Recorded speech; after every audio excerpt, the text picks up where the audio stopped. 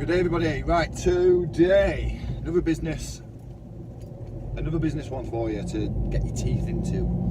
So this one's about making sure that you have a sales process or some form of a sales stack, so a sales technology stack that's going to allow you to use all the latest technology to run your business more efficiently.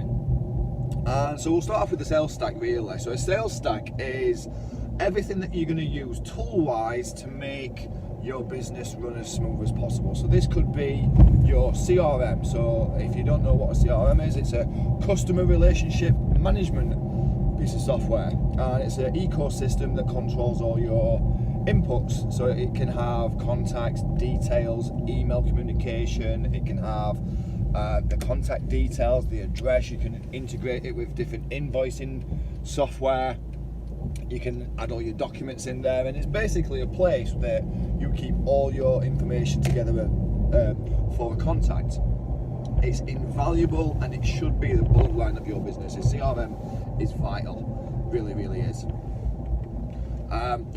Then what you need is to, look at what other software you're going to use. Are you going to use some accounting software, so something that allows you to send invoices, or if you have the same invoice on a recurring basis, one that can set it and trigger it so that it sends it out automatically for you, so you don't have to do it, so it reduces some of the manual labor.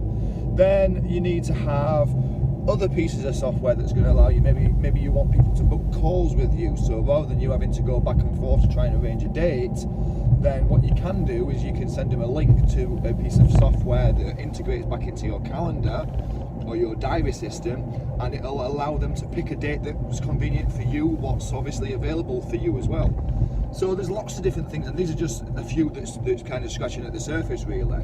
But you can integrate these all together with other software so that it reduces the amount of administration time that you need to do. So it's automating everything in your business really. So that's a very, very soft I suppose explanation about what a sales stack is. But what you also need to have then is a sales process. So let's look at a process for once you've won the business. So let's say you've got a new client. What happens then? I'm not talking about the base details. I'm not talking about like sending them a contract. You should be doing that anyway. Every customer that you get, every client that you take on, you've got to be like, you absolutely would be foolish if you don't sign them into some kind of a contract or service level agreement. It's got to be a document that you can both come back to and you can look at the agreed terms. I mean, this is a given. You should be doing this anyway. But I'm not talking about that. What I'm talking about now is how you can leverage that client and turn them into a customer. So I talked about this yesterday, about how you turn customers into clients, but it's about how you can then leverage that customer to help them and give them everything that's available for them to really help them succeed. So it's going to be things like, when do you go back to that customer and find out how the thing that you serve them is performing? Do you leave it a day? Do you do it in 48 hours? Do you do it within a week? Do you do it within a month? Personally, I'd be looking at reaching out to them within 48 hours and trying to find if there's any issues. Is it doing everything that they want? Is it performing the way they thought it would? Does it do what they want it to? Is there any errors, any bugs? Because this gives you an opportunity to try and solve more problems for them and give greater value by offering more service to them. What you also want to have then is a process that says, right, you've got the customer, they're happy, they've got maybe a second sale in the bag, third sale in the bag, then you want to ask them for recommendations and reviews and testimonials, and then you want to ask them for referrals. Now, referrals is an area that's massively overlooked. So the amount of people that don't ask for referrals from their customers is staggering. It's absolutely staggering, and I think the research that I read recently said that somewhere in the region of, I think it was north of 80% of customers say they would give a referral.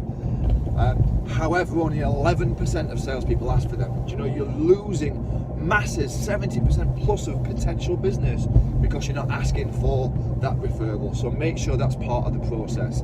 So the second sale is a great process to introduce within 48 hours, and then ask for the review, the testimonial, the recommendation. Do it on the platform of your choice. Now, there's one I've started using called Trustpilot. You've got ones called Review.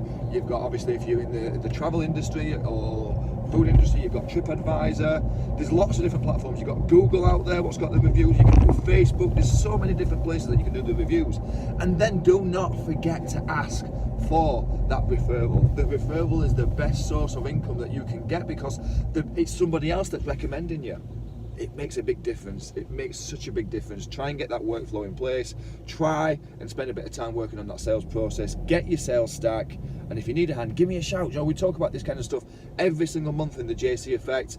And if you need something a little bit more than that, give me a shout. Let's see about how we can slide you into a bit of a coaching plan with myself or some of my colleagues, and we can look at really helping you to take your business to that next level, whatever that next level is for you.